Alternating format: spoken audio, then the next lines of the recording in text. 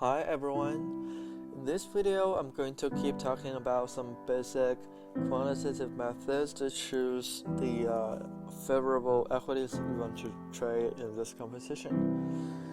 And this is probably the last video that I'm going to talk about the skills we are going to use in this competition. In the previous video, I have mentioned that there are basically three genres of financial ratios, and we have covered the first two. So in this video, I'm going to first cover the third one, the debt ratios. The first debt ratio I'm gonna talk about is just called debt ratio. The debt ratio is total liability over total assets. It indicates the percentage of a company's assets that are on debt. The debt is basically just liabilities. Since we don't want too much of the assets are on debt, so this ratio is actually the smaller the better. Okay, the second debt ratio I'm gonna talk about is debt to equity ratio. The debt to equity ratio is total liabilities over total shareholders' equity. This indicates the degree of financing debt via debts versus equity. This is actually an indication of a company's allocation of finance, either via debt or equity. Okay, these two are the only debt ratios I want to talk about.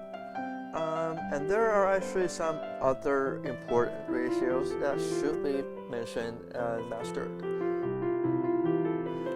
One of the most important ratio here is the beta ratio. It indicates the extent of fluctuation of a stock price of a company.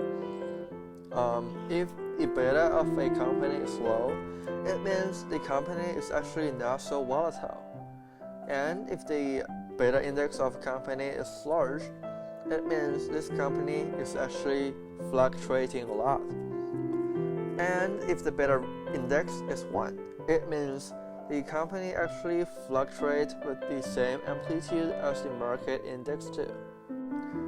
This index is actually very commonly used as a tool to manage the risk of a portfolio. Since the larger the beta, the more the company is fluctuating, which means the more risk it possesses and the more profit it can gain, and vice versa. Another very important non-accounting ratio is the PE ratio. The PE ratio is the stock price of a company over earnings per share, which is also shorted as EPS. It actually means how many years will it take to get money invested back from a company. So the smaller the PE ratio is, the shorter the time is to get money back, which means the stronger this company is performing.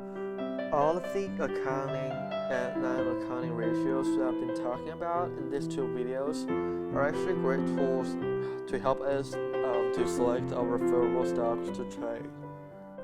With a great use of these ratios and the two models I've been talking about in video 3, I believe all of you can generate a great strategy at the end.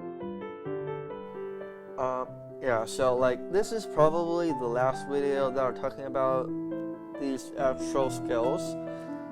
In the last video of these 3, the next one, I'm gonna talk about some small skills or my own experiences regarding those tasks and deadlines. Okay, thank you very much for watching. Please keep tracking my following videos.